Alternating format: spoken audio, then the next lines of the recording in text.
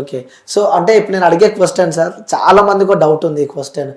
ఏదైతే ఐపీఎల్ మ్యాచ్‌లు జరుగుతున్నాయో, అంటే ప్రతి మ్యాచ్ ఫిక్సింగ్‌తోనే జరుగుతది అని చెప్పి కూడా చాలా జనాలకు ఒక క్వెషన్ మార్క్ ఉంది. అంటూ ఉంటారు కదా! అంటే వాళ్ళకి ఎలా థాట్ వస్తుందంటే గెలవకన్నా ముందే కొన్ని ప్రిడిక్షన్స్ ఇస్తూ ఉంటారు. ఈరోజు ఈ మ్యాచ్ గెలుస్తది, ఈ మ్యాచ్ గెలుస్తది అని చెప్పి. అంటే వాస్తవంగా మీరు దగ్గరికెళ్ళి చూసిన వ్యక్తులు కాబట్టి ఈ ఫిక్సింగ్ అనేవి వాస్తవంగా నిజంగా జరుగుతాయి అంటారా? నాకు తెలిసినంత వరకు అసలు ఫిక్సింగ్ అనేది ఏమి ఉండదండి.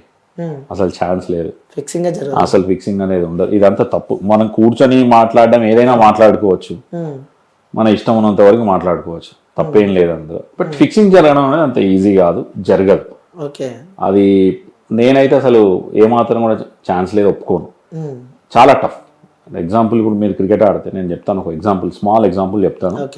మీరు బ్యాటింగ్ చేస్తున్నారు అనుకోండి, నేను బౌలింగ్ చేస్తున్నా అనుకోండి. రేపు సపోజ్ ఒక ఫిక్స్ అయినాం, మీరు ఒక అరే మన ఇద్దరం దోస్తులం రా, మేము ఈ మ్యాచ్ గెలుస్తాము, 2-3 ఫుల్ టాస్ బాల్ వేసి నేను 20 రన్స్ కొట్టాలి ఈ ఓవర్లో గెలుస్తామా అంటారు. సరే నేను బాల్ ఫుల్ టాస్ వేస్తాను. మీరు బ్యాటింగ్ తగ్గగానే బాల్ సిక్సర్ పోతే గ్యారంటీ ఏంటి? పోతుందా? అవుట్ అవ్వచ్చు, మిస్ అయితే బౌల్డ్ అవ్వచ్చు, ఇక్కడెక్కడనే క్యాచ్ లేవచ్చు, ఇక్కడనే పట్టిపోతారు, ఇక్కడనే అవుట్ అయిపోతారు. సో అప్పుడు ఫిక్స్ ఎట్లా అవుతుంది అంటే అప్పుడు బ్యాట్ మీరు ఫిక్స్ చేసిన మ్యాచ్ని కాదు. సో ఛాన్స్ ఉండదు, ఛాన్స్ ఉండదు కదా, ఛాన్స్ లేదు. సో ఇదంతా కూర్చొని ఇది ఫిక్సింగ్, అది స్కోర్లు ఎవరో చెప్తారండి, స్కోర్లు ఎవరో చెప్పి ప్రెడిక్షన్, ఎవ్రీథింగ్ ప్రిడిక్ట్ ఎవరి ఇష్టం వాళ్ళు చేసుకుంటారు, అది వాళ్ళ ఇష్టం, దానికి ఎవరేం చేయలేరు కదా. అంటే గతంలో కూడా మనం చూసాం కొన్ని ప్లేయర్స్ మ్యాచ్ ఫిక్సింగ్ వల్ల మ్యాచ్ నుంచి బయటకు పంపించడం కానీ, అది ఏవో 1-2 సిచ్యువేషన్స్ జరిగినవి. ఆ తర్వాత మళ్ళీ ఇప్పటివరకు మనం కొన్ని ఇయర్స్ నుంచి అట్లాంటి పరిస్థితులు చూడలేదు. ఏవో జరిగినాయో వాళ్ళకి పనిష్మెంట్లు కూడా ఇచ్చారు, ఓట్లు అని, ఎవరు చేయాల్సిన పని వాళ్ళు చేశారు. అది మనకి అన్నెసెసరీ టాపిక్ అనుకుంటుంది. ఫిక్సింగ్ అనేది అయితే జరగదు. ఇది ఐపీఎల్ మ్యాచ్ కానీ ఏ మ్యాచ్. ఎగ్జాంపుల్, మీరు మీ గల్లీలో క్రికెట్ ఆడుతున్నారు, మీ ఊర్లో మీరు ఒక చిన్న బెట్టింగ్ మ్యాచ్ ఆడుతున్నారు అనుకోండి. మీరు ఆడుతున్న లేకుండా మీరు స్ట్రీట్ మధ్య ఏదో చిన్న కప్ కోసం మీ ఊర్లో ఒక మ్యాచ్ జరుగుతుంది. ఇద్దరు కలిసి సేమ్ ఊర్లో ఉండేవాళ్ళే, రైట్? ఇద్దరు సేమ్ స్ట్రీట్ లో ఉండేవాళ్ళే, వేరు టీమ్స్ ఆడుతున్నారు. నువ్వేం గెలవాలా, నువ్వు గెలవాలా, నేను రన్స్ కొట్టకండి అంటే మీరు ఆగుతారా? మీరు బౌలింగ్ చేయకుండా వికెట్ చేయకండి అంటే నేను ఆగుతాను? కాదు కదా, ఎవరు వినరు కదా. ఎవరైనా ఎవరికి కావాల్సింది వాళ్ళ విన్ కావాలి, దానికోసం ఆడతారు. కానీ అక్కడే జరగండి, ఇంత పెద్ద లెవెల్ ఎక్కడ ఏం జరుగుతుందండి? అసలు ఏం ఛాన్స్ ఉంటుంది? జరిగే అసలు ఛాన్స్ ఉండదు. ఎందుకంటే ఎవరు ఒప్పుకుంటారు? దానివల్ల వచ్చేది ఏముంటది కదా. ఎవరు చిన్న ఇక్కడే జరగట్లేదు, అంత పెద్ద లెవెల్లో అక్కడ ఎట్లా జరుగుతుంది? అక్కడ ఏముంటుంది అంటే ప్రెషర్ ఉంటుంది మీకు. మనం చిన్న గ్రౌండ్లో ఆడుచుండి మన టీంలో మన మెంబర్స్ మనల్ని ఒక 20 మంది చూస్తున్నారంటే చూసే వాళ్ళకి, ఆడే వాళ్ళ మీద ప్రెషర్ ఉంటుంది. చాలా దిల్ మీద తీసుకొని ఆడుతున్నారు. అంత పెద్ద మంది, అంత కోట్ల మంది మ్యాచ్లను చూస్తున్నారు, లక్షల మంది గ్రౌండ్ లో ఉంటారు, వాళ్ళ నాయిస్ ఉంటుంది, అన్ని కెమెరాలు ఉంటుంది, అంత వర్క్ జరుగుతున్నప్పుడు మీకు ఆ ప్రెషర్ ఏ లెవెల్లో ఉంటుంది అర్థం చేసుకోండి. ఆ ప్రెషర్ని బీట్ చేయగలగాలి. ఆ ప్రెషర్ని బీట్ చేసినప్పుడు పెద్ద మ్యాచ్లు గెలుస్తారు, వాళ్ళు హీరోలుగా మారుతారు. మనం ఏం చేస్తాము, ఈరోజు గెలిచారా మానంత తోపులేడు మావాడు హీరో అంటాం, ఓడిపోయారా ఫిక్సింగ్. అది కాదు కదా. ఓడిపోతే ఫిక్సింగ్, మ్యాచ్ గెలిస్తే మేము తోపులము విన్నర్స్ అంటే కాదు. అంటే ప్రతిరోజు మ్యాచ్లు చూస్తూ ఉంటారా సార్? మ్యాచ్ ఉన్నప్పుడు చూస్తూ ఉంటారా లేకపోతే కంపల్సరీ మ్యాచ్లు ఎంత ఫాలో అయితే అంత ఈజీగా ఉంటుంది. చూసారా మ్యాచ్? చూసాం కదా. మళ్ళా మన ఇండియా జట్టు మొత్తం కలిసి చక్కగా ఆడినట్టు అనిపిస్తుంది. బాగా, వెరీ గుడ్. నేను సూపర్ డూపర్ పర్ఫార్మెన్స్ ఇచ్చారు, అన్డౌటెడ్లీ. అంటే టీమ్ బ్యాలెన్స్, కాంబినేషన్ అంతా కూడా వర్కౌట్ ఉన్నది. బట్ నెక్స్ట్ లెవెల్స్ ముందర పోయిన కొద్దీ ఇంపార్టెంట్. నేను అనుకుంటున్నా రోహిత్ శర్మ ప్రతి మ్యాచ్ కొంచెం ఇంపార్టెంట్ మ్యాచెస్లో ఆడాలి. బట్ మనం రీసెంట్ వరల్డ్ కప్ చూసాం 2023లో. ఎప్పుడైతే రోహిత్ శర్మ అవుట్ అయ్యాడో, కెప్టెన్ బ్యాటింగ్ చేసాడు, ఇమీడియట్గా స్లో అయిపోయింది రన్ రేట్, అదంతా కూడా ఆ ప్రెషర్ ఎక్కువ అయిపోయింది. అది పెద్ద ఫైనల్ కాబట్టి అట్లాంటి సిచ్యువేషన్ రాకుండా ఉండగలిగితే మనం T20 వరల్డ్ కప్ గెలుస్తాం ఈసారి అని నేను అనుకుంటున్నాను. అంటే మీ ప్రిడిక్షన్ ఏముంది సార్? నేను గెలుస్తాను అనుకుంటున్నాను. నేను ఆల్వేస్ చెప్తున్నాను కదా, నేను ఆల్వేస్ ఇండియా టీం ఎప్పుడు ఆడినా కూడా గెలవాలనే కోరుకుంటా. ఓకే. ఇండియా టీం ఆడితే ఇండియా టీమే గెలవాలని ఏ టీంతో అన్నాడని, ఎవరితో అన్నాడని, నేను ఇండియా ఆడుతున్నప్పుడు నేను ఇండియా టీం గెలవాలనే కోరుకుంటా. ఓకే. సో రీసెంట్గా కూడా మన తెలుగు అబ్బాయి నితీష్ కుమార్, సో చాలా హైప్ వచ్చింది తను ఆడే బ్యాటింగ్లో కానీ లేకపోతే బౌలింగ్లో కానీ. సో అద్భుతమైన ప్రదర్శన తను చూపిస్తున్నాడు. సో మీరేమంటారు నితీష్ కుమార్ గురించి? మీరు సూపర్ ఆల్రౌండర్, అన్డౌటెడ్లీ ఛాన్సులు వచ్చినవి ఈ ఇయర్లో ప్రూవ్ చేసుకున్నాడు. సో ఎంగేజ్, ఇంకా చాలా టైం ఉన్నది, డెఫినెట్గా ఇండియాకి ఆడతాడని అనుకుంటున్నాను, ఆడాలి అని మనస్ఫూర్తిగా కోరుకుంటున్నాను. అంటే నితీష్ 50 కొట్టినప్పుడు, ఫస్ట్ 50 కొట్టినప్పుడు మన IPL లో కామెంటరీ చేసింది నేనే. తెలుగు అబ్బాయి, తెలుగు తేజము, ఒక భరోసా ఇచ్చాడు SRH టీమ్ కి అని కామెంటరీ చెప్పింది కూడా నేనే. వెరీ హ్యాపీ అనిపించింది. ఆడాలి, ప్రూవ్ చేసుకోవాలి, అండ్ ఏజ్ వచ్చి కొంచెం ఎక్కువ మ్యాచ్లు ఆడుతున్న కొద్దీ ఆ ఎక్స్పీరియన్స్ వస్తుంది, ఎక్కువ ఎక్స్పోజర్ వస్తుంది. డెఫినెట్గా ఫ్యూచర్లో ఇండియాకి ఆడతాడు అనుకుంటున్నాను. ఒక కీ ప్లేయర్ అవుతాడు, ఎందుకంటే ఇండియన్ టీంలో మనకి ఫాస్ట్ బౌలర్ కమ్ బ్యాటింగ్ చేసేటువంటి ప్లేయర్స్ చాలా తక్కువ ఉన్నారు. ఎగ్జాంపుల్ చూసుకుంటే ఇప్పుడు మనకి Hardik Pandya vice captain for team India ఈరోజు. ఆ తర్వాత మనకి నెక్స్ట్ లైన్లో ఎవరు ఉన్నారు అంటే పెద్ద గొప్పగా చెప్పుకోవడానికి ఎక్కువ పేర్లు లేవు. శార్దుల్ ఠాకూర్, చాహర్ లాంటి ప్లేయర్లు ఉన్నారు, బట్ వాళ్ళకి ఇంజురీ కన్సర్న్స్ ఎక్కువ ఉన్నవి, చాలా ఏళ్ళుగా క్రికెట్ ఆడుతున్నారు. సో వీటిని కనుక అట్లాంటి ఇంజురీ కన్సర్న్స్ లేకుండా జాగ్రత్తగా ఉండి ఫిట్నెస్ మెయింటైన్ చేసుకుంటే కనుక, కాన్ఫిడెన్స్ని పెంచుకుంటే Nitish undoubtedly future Indian player. Okay, అంటే రీసెంట్గా ఒక కాంట్రవర్సీ నడుస్తుంది సార్ నితీష్, లైక్ ధోనిని విరాట్ కోహ్లీ మధ్యలో కూడా ఒక ఇష్యూ. అంత టెక్నికల్గా ధోని ఆడలేడు విరాట్ కోహ్లీ అంత అని చెప్పి కూడా నితీష్ చెప్పడం. నేను యాక్చువల్గా నేను అది పూర్తిగా చూడలేదు. నేను బేసిక్ ఏంటంటే నేను చూడలేదు, అది ట్రోల్ అవుతున్నదే చూశాను. బట్ ట్రోల్ అవ్వడంలో నేను అనుకుంటా ఏంటంటే దాని ముందరగా వెనుకదో ఎగరగొట్టేసి ట్రోల్ అవ్వడానికి ఆ పాయింట్ ఇరికిచ్చారేమో నేను అనుకుంటున్నాను. ఓకే, ధోని బాగా ఆడలేదు అన్నది కాదేమో నితీష్ చెప్పింది. టెక్నికల్ గా కొంచెం విరాట్ కోహ్లీతో పోల్చి ఒక్కొక్కరు ఒక్కొక్క కైండ్ ఆఫ్ గేమ్ అండి. వీరేంద్ర సెహ్వాగ్ది eye hand coordination, Yashasvi Jaiswal ఒక kind of game, Sachin Tendulkar ఒక కైండ్ ఆఫ్ గేమ్, ధోనిది ఒక తరహా గేము, విరాట్ కోహ్లీ ఒక తరహా గేము, రోహిత్ శర్మది ఇంకో రకమైనటువంటి గేము. ఒకళ్ళ స్టైల్కి మనం కంపారిజన్స్ అవసరం ఉండదు. అందరు ఇండియన్ టీమిండియాకి ఆడుతున్నారు అనుకున్నప్పుడు ఆ జెర్సీ వేసుకున్నప్పుడే గొప్ప, అదే గ్రేట్, అక్కడికి ఫీల్ అవ్వాలి. సో ప్రూవ్ చేసుకోవాలి. నువ్వు ఏ ఫ్రాంచైజీకి ఆడితే ఆ ఫ్రాంచైజీకి ఆడడం గొప్పే. అంత ఈజీ ఏం కాదు. వందల్లో మంది ఆడుతున్నారు, వేల లక్షల మంది ట్రైనింగ్ చేసుకుంటున్నారు. అవకాశాలు వచ్చేది ఎంతమందికి? చాలా తక్కువ మందికి. 150 కోట్లలో ఇండియన్ టీంకి ఆడే 11 మంది 15 మందిలో ఒకళ్ళు కావాలని అంటే అంత ఈజీ కాదు కదా. ఎంత శ్రమ ఉండాలి, దాని వెనుక ఎంత కష్టపడాలి, at the same time in టైంలో ఛాన్సులు రావాలి, దాన్ని ప్రూవ్ చేసుకోవాలి, టీంలో ఉన్న ఆడడానికి అవకాశం రావాలి. మామూలుగా ఏదో ఎక్కడో డౌన్లో వచ్చో లేకుంటే ప్రెజర్లో వచ్చినప్పుడు అవుట్ అయిపోతే డోర్స్ క్లోజ్ అయిపోతాయి. దాన్ని ఆ ప్రెజర్ని బీట్ చేసి ప్రూవ్ చేసుకోవాలి అనేది అంత ఈజీ కాదు కదా.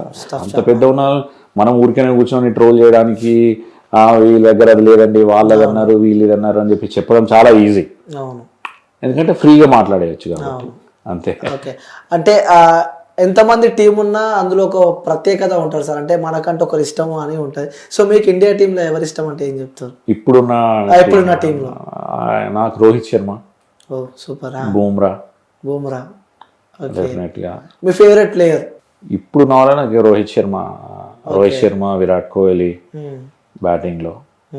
అగ్రెసివ్నెస్ అంటే కూడా మీరు ఒకటి చెప్పడం నేను చూసిన, అగ్రెసివ్నెస్ విరాట్ కోహ్లీ దాంట్లో. విరాట్ కోహ్లీ అగ్రెసివ్ డెఫినెట్ గా ఉంటుంది కదా. విరాట్ కోహ్లీ గేమ్ అట్లాంటిది, తన నేచరే న్యాచురల్ గా అట్లాంటిది, అగ్రెసివ్ ప్లేయర్. ఈ రోజు వచ్చింది కాదు కదా. విరాట్ కోహ్లీ చిన్నప్పటి నుంచి ఆడుతున్న విధానం అది, తన స్టైలే అది. ఏ కైండ్ ఆఫ్ క్రికెట్ ఆడినా, టెస్ట్ ఆడినా, T20 ఆడినా, వన్డే ఆడినా గెలవాలి, డిజైర్ టు విన్ అనేది, గెలవాలి అన్న ఆ మోటో ఉంటుంది చూసారా, అది ఎనీ టైం ఉంటుంది. అంతేనా మొన్న RCB చూడండి, ఛాన్సెస్ లేవు అని అన్నారు, ఎక్కడ దాకా వచ్చారు? బికాస్ ఆఫ్ ఎందుకోసం వచ్చారంటే అంత పంప్డ్ అప్, అంత మిగిలిన టీం మెంబర్స్ కూడా అంత కాన్ఫిడెన్స్ ఇస్తాడు. తను ఒక్కడే ఆడడం కాదు, తను ఆడడంతో పాటు మిగిలిన టీంని కూడా పట్టుకొని ముందర తీసుకెళ్తాడు. ఎవరన్నా కన్నా ఒక లూజ్ ఉన్నా, కొంచెం కాన్ఫిడెన్స్ లూజ్ అయిపోయినా కూడా నీకు ఎందుకు నేను ఉన్నా అని చెప్పి సపోర్ట్ ఇచ్చి తీసుకెళ్ళగలుగుతారు. సో అది ఇంపార్టెంట్ స్పోర్ట్లో. ఎందుకంటే సింగిల్గా ఆడే స్పోర్ట్ కాదు. బ్యాడ్మింటనో టెన్నిసో అనుకోండి, సింగిల్గా ఆడిపోతారు, వాళ్ళ మీదనే డిపెండ్ అయిపోయి ఉంటారు. ఇది అట్లా కాదు కదా. 11 మంది కలిసి ఆడాల్సింది. ఒకళ్ళు బౌలింగ్ చేయాలి, ఒకళ్ళు బ్యాటింగ్ చేయాలి, ఒకళ్ళు ఫీల్డింగ్ చేయాలి, ఒకళ్ళు కీపింగ్ చేయాలి, ఒకళ్ళు క్యాచ్లు పట్టాలి. సో అందరూ కలిసి చేస్తేనే సక్సెస్ వస్తుంది. ఒకళ్ళ వల్లనే ఏదో ఆ ఒక్క సిచ్యువేషన్ తోటే మ్యాచ్ అయిపోయిందంటే కొన్నిసార్లు జరగవచ్చు, కానీ దాని వల్లనే మొత్తం పోయింది అంటే కష్టం. డెఫినెట్గా అందరు కలిసి ఆడాలి, అందరు కలిసి ఆడితేనే, అందరు కలిసి పర్ఫార్మెన్స్ ఇస్తేనే రిజల్ట్స్ అనేవి కూడా వస్తుంటాయి. టఫ్ సిచ్యువేషన్స్లో బయటికి వస్తుంటారు. అప్పుడే అంత దాకా రీచ్ అయ్యారంటేనే ఆల్రెడీ అట్లాంటివి ఎన్నో సిచ్యువేషన్స్ని దాటి వెళ్తారు. సో మీరు చాలానే కామెంటరీ చేసి ఉంటారు. సో అందులో మనకంటూ కొన్ని ఫేమస్, సరే మీ రీల్ ఎప్పుడైనా మీరు చూసుకున్నారు సార్ ఎక్కువ సార్లు? రీల్ చూస్తాను నేను. యాక్చువల్గా ఏంటంటే కొంచెం ఫోన్ మీద తక్కువ టైం స్పెండ్ చేస్తాను. ఇంట్లో వాళ్ళు చెప్తూ ఉంటారు, ఫ్రెండ్స్ చెప్తూ ఉంటారు, అది ఇది కామెంట్స్ అని. అందులో మీకు నచ్చిన రీల్ ఏంటి సార్? నేను యాక్చువల్గా ధోనిది నేను ఎక్స్పెక్ట్ చేయలేదు, ఎక్కువ వచ్చేసింది. తర్వాత విరాట్ కోహ్లీ దాని బాగానే చెప్పాను. ఆ తర్వాత మహేంద్రుడు ఒకటి చెప్పాను, అది బాగానే ఉంది. తర్వాత నిమ్మకాయ అంటూ కూడా ఒకటి చెప్పాను, అది మామూలుగా నిమ్మకాయ అనేది ట్రెండింగ్ లో ఉండింది అప్పుడు. మన బ్యాటర్ కొడితే బాల్ ఆల్మోస్ట్ స్టేడియం బయటికి వెళ్ళిపోయినంత అయిపోయింది. కెమెరాలో బాల్ ని చూపించినప్పుడు సైట్ అన్నది లేదు, బేసిక్ గా చిన్నగా అయిపోయింది. ఆల్రెడీ నిమ్మకాయ ఉంది మనకు తెలుసు, దానికంటే చిన్నది ఏదైనా ఉందా రేగ్గా అనిపించింది చిన్నప్పుడు. ఊరికే ఆ ఫ్లో లో దాన్ని అక్కడ వాడేసాం. ఫుల్ వైరల్ డైలాగ్ కూడా వైరల్ అనేది అయితే ఉంటుంది, ఇంకా దాని గురించి నడిపించాలి. ఎక్కువగా దాని మీదనే చూసుకుంటూ దాని గురించి ఎక్కువ టైం అయితే స్పెండ్ చేయను, బీ ఫ్రాంక్.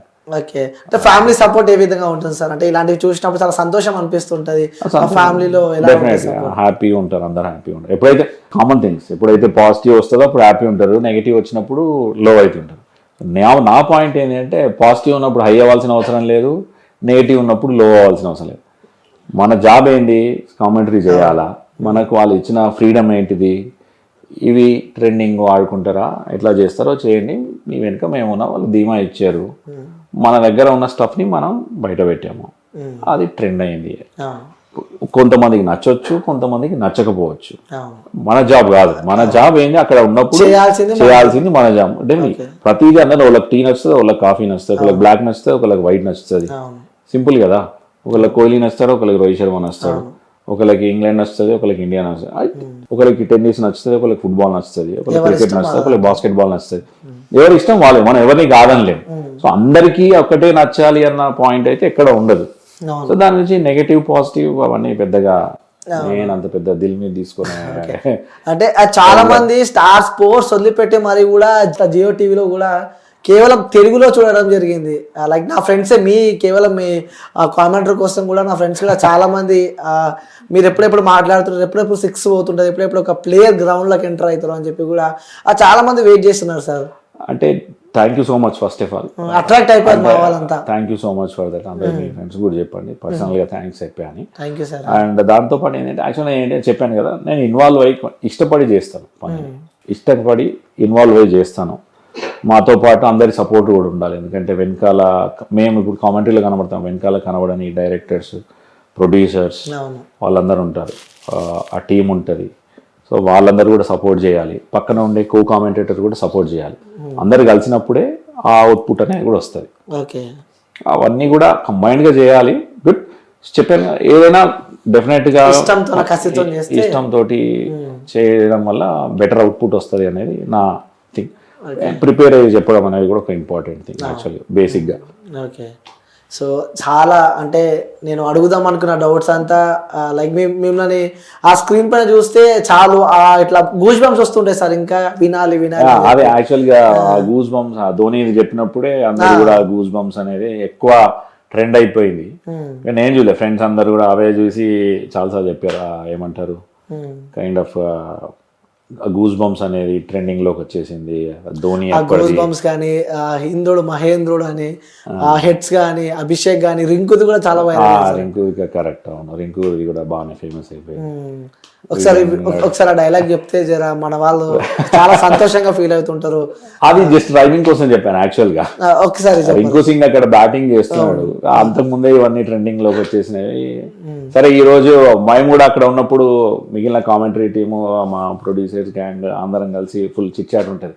మ్యాచ్ ముందు 1-2 చిన్న మీటింగ్స్ ఉంటాయి, అవన్నీ ఉంటాయి. సో ఈ రోజు అన్న ఇచ్చలో ఈ రోజు ఏం డైలాగ్ ఏం చెప్తున్నావు అనేది, ఏం లేదు అని అనుకున్నాం. లక్కీగా రింకు కనబడ్డాడు, బ్యాటింగ్ చేస్తున్నాడు. చలో రింకు ఉంటే ఇట్ట అనుకున్నాడు, ఒక డైలాగ్ ఏదన్నా చెప్దాం ఈ రోజు అడిగి కూడా. రింకు లక్కీగా ఆడాడు, 6 కొట్టాడు. అప్పటికప్పుడు రింగా రోజెస్ రింకు పోయా 6 అని జస్ట్ అట్లా ఫ్లోలో అది వచ్చేసింది అన్నట్టు, కామన్ అప్పుడు అట్లా వచ్చేసినాయి. అంటే మీ రీల్ ఒకటి చూసిన సార్ నేను, అదే ధోని గురించి చెప్పేటప్పుడు నార్మల్ ఇలా కూర్చొని సడన్ గా 6 వేసరికి ఇట్లా ఈ లెవెల్ ఇట్లా అట్రాక్ట్ అయిపోతుంటారు. అదే కదా, మనం మామూలుగా మనం గ్రౌండ్ లో కూర్చొని చూసినా కూడా బాల్ వెళ్ళిపోతుంది అంటే ఇట్లా లేచిపోయి చూసేస్తుంటాం, మనం ఇట్లా ముందరికి వెళ్ళిపోతుంటాం, ఓ ఎక్కడ పోతుందని. కామెంటరీ చేస్తున్నప్పుడు కామెంటరీ స్టూడియోలో మా ముందర కూడా ఒక టీవీ ఉంటుంది, పెద్ద టీవీ ఉంటుంది. సో దాన్ని చూస్తూ మ్యాచ్ చెప్పగలగాలి అంతే. కొన్ని గ్రౌండ్కి వెళ్ళి చెప్పే సిచ్యువేషన్స్ ఆర్ వెరీ లెస్. 95% వరకు స్టూడియోస్ నుంచే చెప్పడం ఉంటుంది. ఓకే, స్టూడియోస్ లో చెప్పడమే ఉంటుంది. స్టూడియోస్ మేము కూడా ఒక టీవీ ఉంటుంది, ఆ టీవీలోనే చూసి చెప్పాలి.